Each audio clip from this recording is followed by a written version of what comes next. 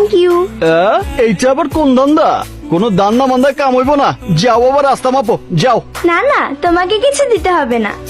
তাইলে আমার জন্য কি একটা রোগ হয়েছে, ডাক্তার বলেছে আমি নাকি বাঁচবো না, কিন্তু যতদিন বাঁচবো প্রতিদিন আমাকে 1 ব্যাগ করে রক্ত দিতে বলেছে। কিন্তু যারা আমাকে রক্ত দেয় আমি তাদের কাউকে চিনি না, তাই আমার সাথে যাতে দেখা হয় তাদের সবাইকে আমি ফুল দিয়ে থ্যাংক ইউ বলি।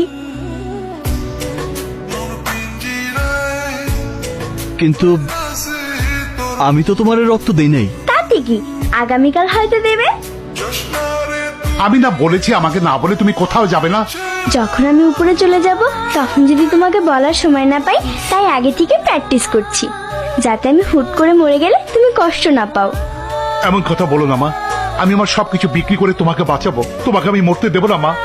মরতে আমিও চাই না বাবা, আমিও চাই না তোমাকে ছেড়ে যেতে, কিন্তু আমার চিকিৎসার এত টাকা তুমি কোথায় পাবে বাবা?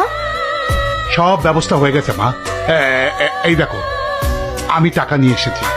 এই টাকা বসকে দিয়ে যদি জায়গাটা ছাড়াতে পারি তাহলে তোমার চিকিৎসা হবে, তুমি হাসবে, খেলবে, ঘুরে বেড়াবে।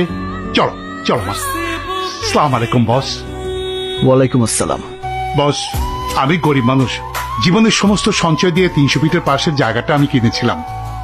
জায়গাটা ছাড়া আমার তেমন কিছুই নেই, বাড়ির সবকিছু বিক্রি করে আপনার জন্য আমি 1 লাখ টাকা নিয়ে এসেছি, চেতে বেশি। ওই মেয়ে শুনেন, 1-2 মধ্যে সিস্টেম করে ফেলামো। বস কি রাস্তার মিসকিন নি? 10 লাখ টাকার 1 টাকা কম হইলে জায়গা হজম হয়ে যাইব। ভাই দয়া করেন, আমার পক্ষে 8 টাকা দেওয়া সম্ভব না, তবে কথা দিচ্ছি যদি জায়গাটা বিক্রি করতে পারি তাহলে পুরো 10 লাখ টাকায় বসকে দেবো। বাকির নাম ফাঁকি। সিস্টেম, ওনার জায়গা ওনারে বুঝাই দিয়া। হ্যাঁ বস, এটা আপনি কি কইতাছেন? ওই জায়গার দাম না হলো 2 কোটি টাকা। বাড়তি কথা আমি পছন্দ করি না, আমি যা কইতাছি তাই কর। পিকে 10-15-20 বুঝি না, কাল থেকেই ফুলের চিকিৎসা হওয়া চাই। ওকে বস। সব দায় দায়িত্ব আমার। আমারও একটা বোন আছে, আজ যদি ওর কিছু হইতো আমি কি ওর চিকিৎসা করাইতাম না? বস, আমি কথা দিচ্ছি জায়গা বিক্রি হলে জায়গা আপনার বিক্রি করতে হইব না, জায়গা বেচা আমার বোনটা বিয়া দিয়েন। মোটা একটা। তাহলে কতগুলো লাগবে? প্রমিস করতে হইব, যখনই আমার লগে দেখা হইব তখনই একটা করে পাপ্পি দিবা।